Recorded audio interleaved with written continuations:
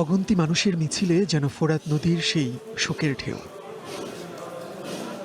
লালরঙা ওই নিশান, কারবালার প্রান্তর চুইয়ে নদীতে আসা ইমাম হোসেনদের রক্তচিহ্ন। তপ্ত রাজপথে শোকার্ত মানুষের হাহাকার যেন কারবালা প্রান্তরের শহীদদেরই অন্তিম আর্তনাদ। সে কত বছর আগের ঘটনা। আরবি ক্যালেন্ডার বর্ষের ৬১ হিজরির ১০ই মহরম। সত্য আর ন্যায় প্রতিষ্ঠায় কারবালা প্রান্তরে সপরিবারে নির্মমভাবে নিহত হন হযরত মুহাম্মদ সাল্লাল্লাহু আলাইহি সাল্লামের প্রিয় নাতি ইমাম হুসাইন রাদিয়াল্লাহু আনহু। হাজার বছর আগের সেই শোক এখনো বয়ে বেড়াচ্ছে ইসলাম ধর্ম অনুসারীরা। সেই শোকেরই বহিঃপ্রকাশ শিয়া সম্প্রদায়ের তাজিয়া মিছিল। প্রতিবারের মতো এবারও আশুরার সকালে পুরান ঢাকার হোসেনি দালান ইমামবাড়া থেকে বের হয় শোক মিছিল। কালো আর লাল নিশান উড়িয়ে শোকের মাতম ওঠে হাজারো মানুষের ঢলে। এবার লোক প্রতি বছর আমাদের আল্লাহর রহমতে ইসলামের জন্য এই মুহররমের শোক মিছিলে অনেক লোক হয়।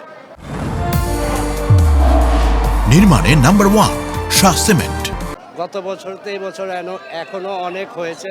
এটা জানেন আমরা শোক মিছিল এখনো করছি প্রত্যেক বছর, এবং এটাতে শিক্ষা গ্রহণ করি যে ন্যায় এবং হকের মধ্যে রাখতে হবে।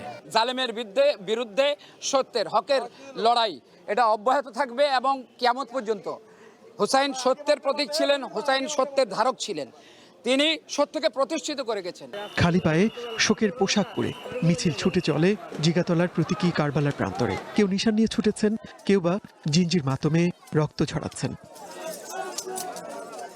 নারী পুরুষ থেকে শিশু কিংবা বৃদ্ধ সবাই বলছেন ইসলাম ধর্মের জন্য ইমাম হুসাইনের আত্মত্যাগ প্রজন্ম থেকে প্রজন্মে ছড়িয়ে পড়ুক। মুসলিম জাতিকে আমরা এক করে এটাকে আমরা বুঝিয়ে দিতে চাই যে হোসেন সত্য পথে ছিলেন, ন্যায় পথে ছিলেন। আমার নবীজির নেওয়াসা মাওলা হুসাইন, উনি চেয়েছে ওনার নানার আদর্শটা যেন পৃথিবীর বুকে ইসলাম জিন্দা হয়ে বেঁচে থাকে। পুরান ঢাকার পাশাপাশি রাজধানীর মোহাম্মদপুর, পল্টন, লালবাগ থেকেও বের হয় তাজিয়া মিছিল। শিয়া সম্প্রদায়ের বহু মানুষ এতে অংশ নেন। বিশৃঙ্খলা ঠেকাতে তাজিয়া মিছিল ঘিরে নেওয়া হয় কঠোর নিরাপত্তা ব্যবস্থা। মনির মিল্লাত, ওয়ান নিউজ, ঢাকা।